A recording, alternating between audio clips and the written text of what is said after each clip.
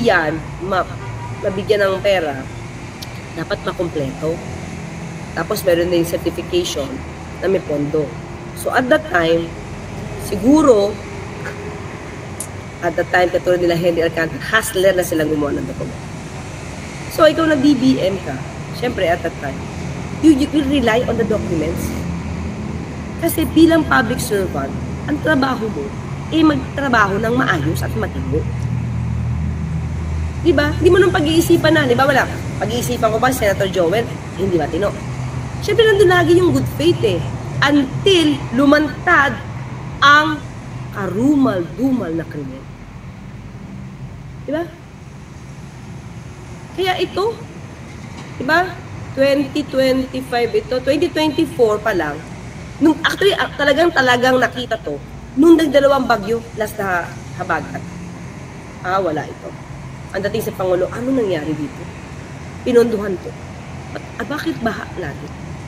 Yun yung, parang nag-trigger para pa-imbestigahan to. Di mo na iisipin to sa start. Ganda ng report. Diba? Ang ganda ng report. Oo, maganda ang report. Kahit nga, mga multong proyekto, maganda ang report. O meron pang nag-viral na video diyan sa Cebu City, yung sa bundok na bahagi, may nakalagay na tarpaulin kaugnay sa project pero wala namang project. Ibang-iba yun! Mga kapatid ko sa Panginoon, ibang-iba. Ang unprogram, hindi po dumadaan sa scrutiny ng Kamara, sa scrutiny ng Senado, iba po yun. Ibang item. Walang naiintindihan sila dyan sa sinasabi mo. Ang hirap iintindihin ang program. Ha? Sinabi ko na sa inyo, mga ka-clear, ha? Bago ito makuha, ang ahensya mismo ang mag-request. Kaya pag na-request na yun sa DBM, di ba, ang ginagawa sa Bulacan, in cash, as in cash. Cash, para walang paper trail. In cash. Po yun. Aba, nagulat po lang. O baka yun yung sindikatong kilala mo, i-bulgar mo na kung sino yung sindikato. At nasa program pala. Ang program, Malacanang ang nagde-decide yan. Malacanang na problema. Diba? Sabi ng Pangulo, hindi nyo na-prove na tama ang proyekto. Especially now, na nakita nila kung sino-sino mga korap, hindi agad yan nagre-release.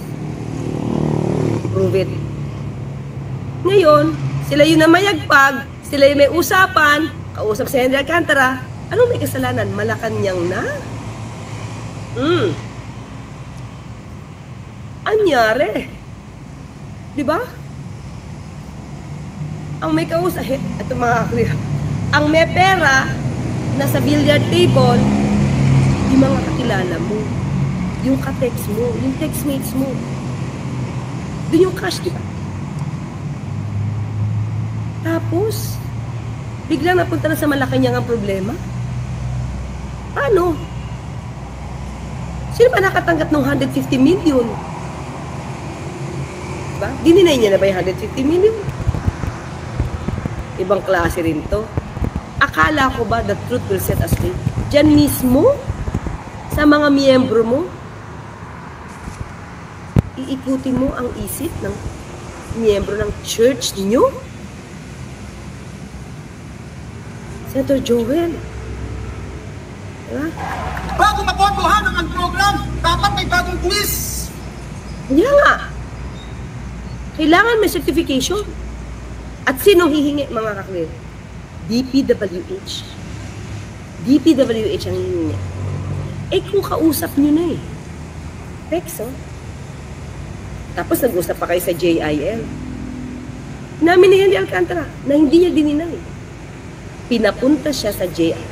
Bakit po naman kailangan papuntahin si Henry Alcantara sa JIL? Ano ang purpose? Diba? Kung maayos ang usapan nyo, meet him in the office.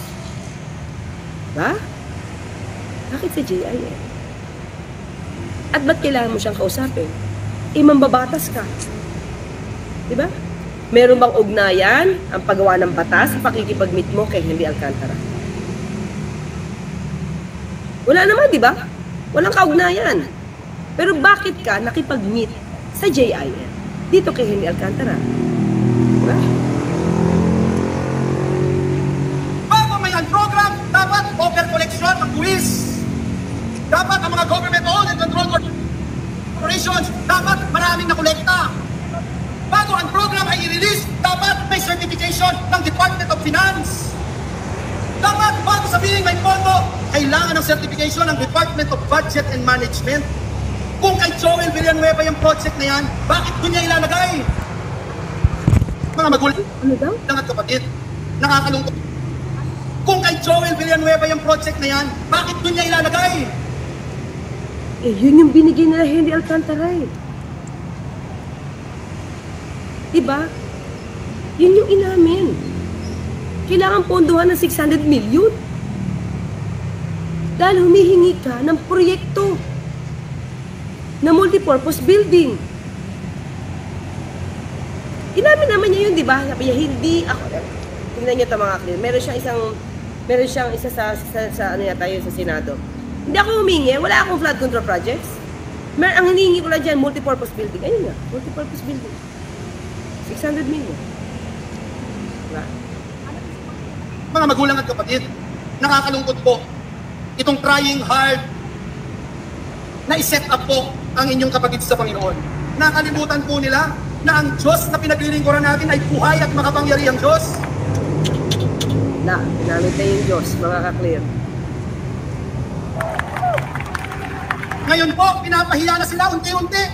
Nagkakabulol-bulol na, nagtuturuan na. Sabi po, nag-deliver daw ng salapi nung una sa school. Aba, binago sabi sa church. Sabi ko, kung sa church, pati si Satanas hindi papayag sa script nyo. Tatanggap ka ng suhol sa simbahan. Aba, binago ulit, pangatlong beses, rest house na. Wala naman ako rest house. Incoming. Invited kayo lahat. Yes, ano ka na lang, sa pulis na lang to, sa pulis na lang to magpaliwanag. Sige, pakita natin to mga ka-clear. Tingnan natin to Ito, napaliwanag mo na ba to?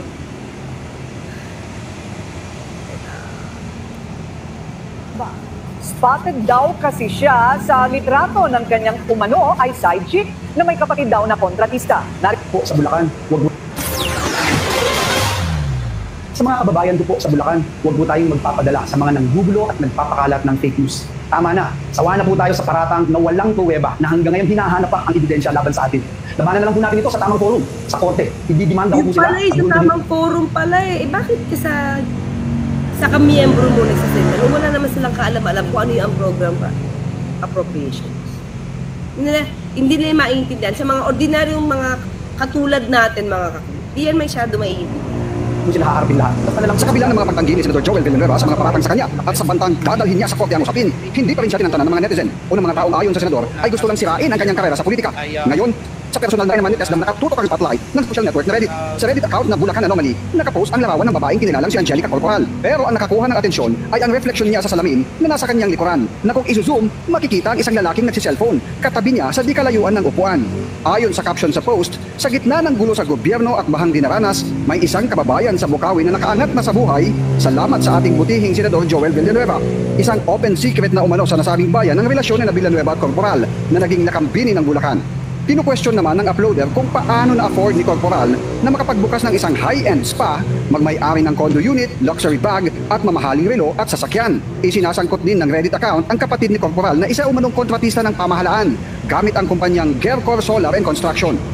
Comment pa ng isang Reddit user, nagtataka siya na kagagraduate lang sa kolehiyo ay nagka-business agad ng wellness spa na nasa Visayas Avenue. Hindi lang ang kontrobersyal na larawan sa kondo na may hawak na aso, nag-share din ang isang Reddit user ng larawang magkasama sina Senator Tess Daman at Corporal sa isang okasyon na ayon sa ito comment ay kaarawan ni Corporal.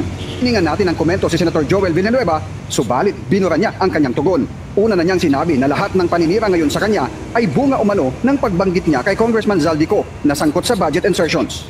Huwag po nating kalimutan, nag-umpisa po itong lahat ng ito noong yung name that cannot be mentioned, eminensyon ni Joel Villanueva, si Zaldico, na naglagay ng napakaraming congressional insertion, lalo na sa ating lalawigan sa Bulacan noong 2023. Dahil po sa pagkakadawit ni Zaldico, nag-umpisa na ang pagkasira at pagbato ng putik sa ating pangalan. Sa taong bayan, wala po tayong tinatago. Hindi po tayo nagnanais mag-abroad. Nananatili po na nakatutok tayo sa tunay na trabaho. Okay, isa pa mga clear ha. Paano naman to? Ombudsman Conchita Carpio Morales orders the dismissal of Senator Joel Villanueva from public service over the alleged misuse of his pork barrel fund during his time as part of Di ba? Hindi lang first time.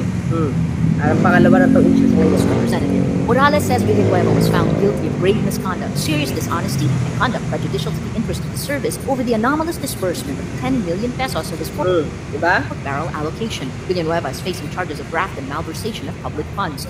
Yun yung sasabi ko eh. Sandigan bayan yung mga clear sa criminal. Villanueva supposedly released 10 million pesos to a fake NGO in 2008. The fund was supposedly meant for the purchase of farming supplies for several municipalities in Compostela Valley. But investigation showed the municipalities weren't suitable for farming and there were ghost beneficiaries. Villanueva says his signature in the documents were forged. He says, quote, the NBI has already made a conclusion that the signatures on the related documents were forged. The neophyte senator adds, I already filed a motion for reconsideration before the ombudsman and will leave it to the Senate President to act on the ombudsman's court. Okay, mga clues. In other words, ito. Sinabi niya kanina, ulitin natin, summarize natin na may sindikato. Bakit 2023 sinasabi niya may nabulgar na siya? May binulgar na siya? Or siya nangunguna? Did he ever file a case against Zaldico? Binunyagan ba to? Eh ngayon lang yata siya nagkakabunyagan sila kasi damay na sila. Yun ang reaksyon ni Yusek Claire Castro kaugnay sa pahayag, anniversary yata yan ng GIL, Jesus is Lord, mga kapatid, no? Doon nilinis ni Senador Joel Villanueva, ang anak ng founder sa GIL, ang kanyang pangalan. Na-sit up lang daw umano siya. Na-sit up siya sa sinabi niyang sindikato. Kung sino, hindi niya pa pinangalanan niya. So, sa pagkakataong ito, pasok tayo, may debate daw umano ngayon ni